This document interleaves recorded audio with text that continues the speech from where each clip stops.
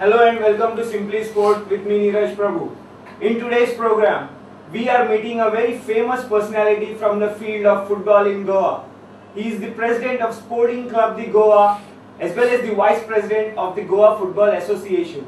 A very successful businessman through his venture Models Construction as well. Mr. Peter Vaz. Hello, Neeraj. Hello Peter. Hi. Peter, you formed Sporting Club the Goa in 1999 and now it's like more than 10 years. How has the journey been so far? It was nice. It was up and down, and right now we are in second division. Yeah. League. Overall, Sporting Club the Goa, when you all got promotion to the I League or then the National Football League, it was in 2003-2004, and then, as you said, it's been up and down like a roller coaster. But your club played some sensational football. It was like Arsenal of India, perhaps. We always, though we are written off. Okay, we always, we're fighting for title, for championship. Yeah. In fact, you recollect, we missed out on 2 Federation Cups. Right. Okay, one was in the extra time, and one was the next one in Calcutta was in tiebreaker. You reach the pinnacle and still you don't make it. Yeah. And then we also, missed out on I League title twice. Okay, once, we had the title, On the last day, in day, 2004-2005. And then the previous year, we were almost, leading for 20 rounds, and last 4 Right. rounds, we had battle. So that means that your club has been like nearly there. Nearly there. It's been, it must have been very heartbreaking for you, hasn't it? Yeah, because besides that, even in Durand Cup, okay, one year I remember 2006 or so, we lost in tiebreaker to Army. So many near misses and all. Okay. I didn't want the club to get the tag of chokers. Some people used to call us chokers. Okay, more than 10 years now, but the club has this year, at the end of the last season, unfortunately finished 13th, and then the AIFF didn't support you all, isn't it? I don't understand the idea of fielding an under 19 team. Okay, the first thing by fielding, they have the quality of the league. Or Yeah. what do you call it, 11. The standard of the league was brought down. Okay, devaluation of the league was done. Nowhere in the world you have direct and all. They could have come through second division and tried their some out. Right. Like say 3 years back in 2007 when TFA qualified, they said no, we are not allowing this junior because they might get massacred in the I League proper. Yes. They didn't allow them.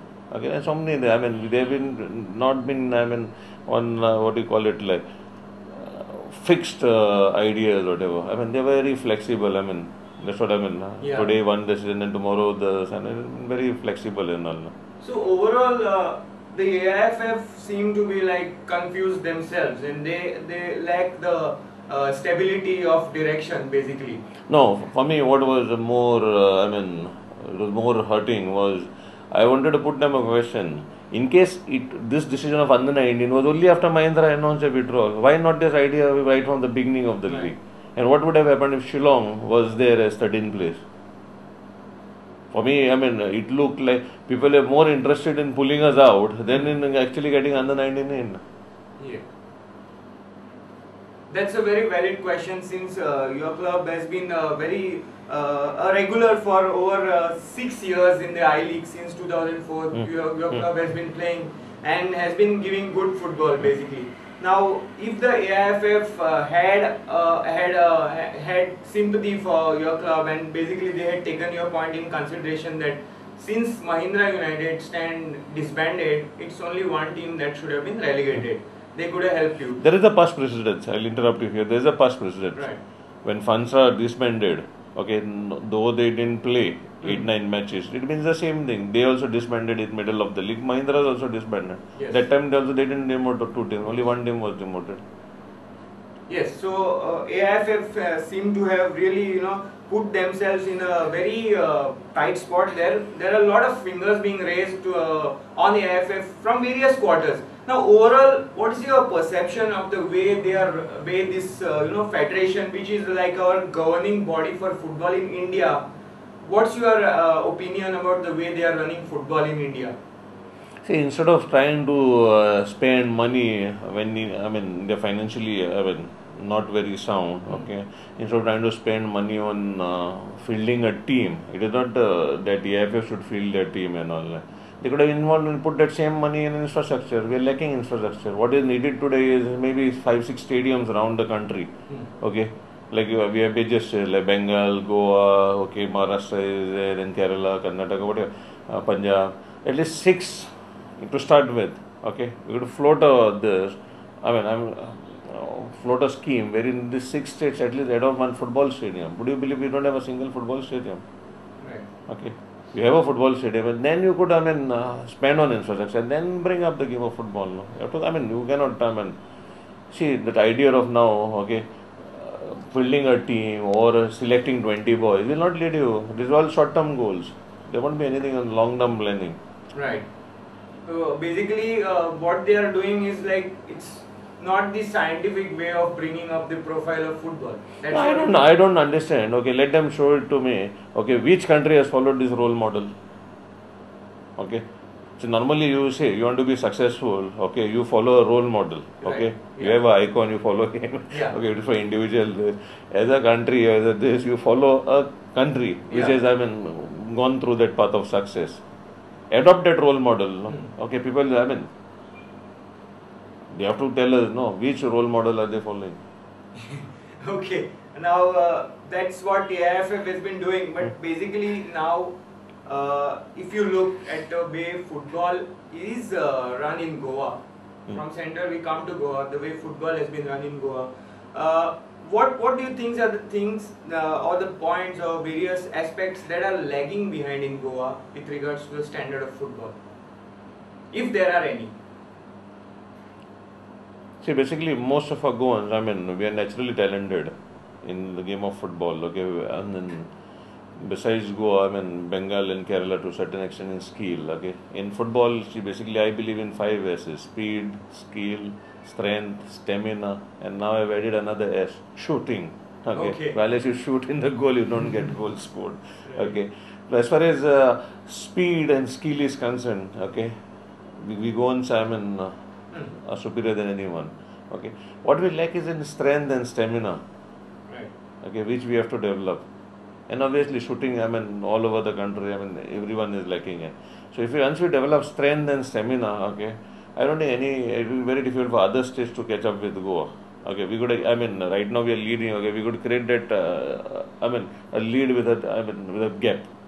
Okay. As far as players are concerned, as far as infrastructure is concerned, there is infrastructure, okay, but there is a need for 1-2 quality football stadiums, okay, where when you watch football, okay, you see the action very close by. If you notice, even a Fatoda stadium is a multi-purpose stadium. Yes. You are seeing football at a distance, which doesn't give you that the feel. Right. Next thing always feel in our society 50% are women. Okay, 50% males, 50% females. Okay, unless females start coming to our stadiums, okay, so we have good facilities like cafeteria or good toilets, basics. Toilets. Okay, good sitting arrangement. Unless the fair sex comes to the stadium, we are isolating 50% of the population. Yeah, I get it. You got it. Right. So also I feel there is need of reviving women's football. Okay, we have to lay stress on getting women to be more active in football. Okay. Like though we have been having leagues and there are only 4 or 5 teams participating every year, we have to have a little start slowly. Slowly double the participation. That now, should be nice. GFA is also in their process of extending the stadium at Dhule. Now what we have basically designed is an extension. We are having a stand on the southern side, okay, a southern side stand, just to cover up the costing. Okay, below the stand, okay, as we have done on the northern and the western side, we added some shopping, okay, little of shopping. To self-finance it, and then on the eastern side, we have done an area of, a building consisting of ground plus 4 floors, which will house the, academy. It is designed to house around 25 rooms. Okay. Right. So that with a mess and little of gym facility, little of conference and gym. So that will help us in organizing our camps and all that. Like, I mean, when we have camp, residential camps, it will help, I mean, the boys, I mean, saying that we have it at Duler. We have a dormitory system. Okay. But the dormitory system we can use only for kids and all that, okay. When it comes to, okay, seniors who, I mean, higher level, okay, professionals, it doesn't suit here. Okay. Now, the GFA elections are just 2 months or less than 2 months away, and you have decided to contest the elections for the post of president, isn't it? I am contesting. Right. So, what has been the motivation for you to decide to contest for the post of president? See, it has been gradual. Okay, I've been involved with forget sporting. Okay, I've been involved with GFA since my tenure in 2003. In that brief tenure as treasurer of ad hoc committee. Okay, that time I had an insight, and then even though the next 4 years, because of time not permitting, I didn't volunteer to be there in panel. Even then, I have been helping out and all in matters and all. And last 3 years also, I have been, people know whoever has been associated with me as far as GFA is concerned. Okay, what is my contribution? So basically that, and having an inner side. Okay.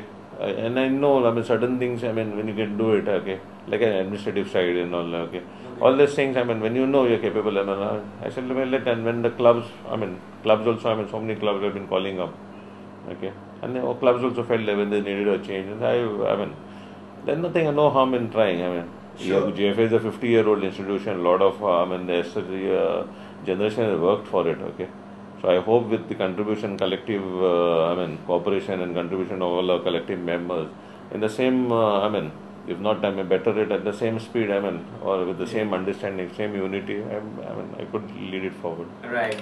Now, here there is one point. In India, most of the associations or federations, they have some or the other politician at the helm. In India, in any sport. Basically, this concept, what's your opinion about this concept? Are the politicians heading associations or federations really work for the betterment of sport, or they are just taking this post for their status? What's your general opinion? What do you have got to say on this Commonwealth fiasco? Exactly. Was it for status or for what? That has raised this point whether... No, you didn't, I mean, was it only for status? Okay. It doesn't look only status. It's also for the money. It's also for the money, okay. Now basically what happens, see, first and foremost, I always believe, like a country, okay, we don't have a sports culture. Definitely, okay. I agree with that. Besides cricket, okay, which for me is a 9-country game, and it is promoted league, whatever, and promoted by Britishers, okay, it's a British game. So, besides that, and maybe Indians will all, I mean, we all follow films and all. Okay, we have what I call it filming culture and the cricket culture. Besides the general trend here, we don't have a sports culture. Yeah. Why? Because none of the parents themselves, they send awards for, I mean, to be professional in sports, okay, or to professionalize in sports. No, they are not encouraging. Plus, I mean, we don't have much of government incentives going out to sportsmen, okay, like the foreign countries. There's not much of infrastructure. Would you believe it? I mean, if a country like Netherlands or even Amsterdam, okay, has got more astrophys stuff for hockey than India, and how many people in India do know that hockey is a national game? So basically, as having these politicians, okay, I don't think that they are, I mean, I feel they are just using this platform to, I mean, for their ulterior. Right.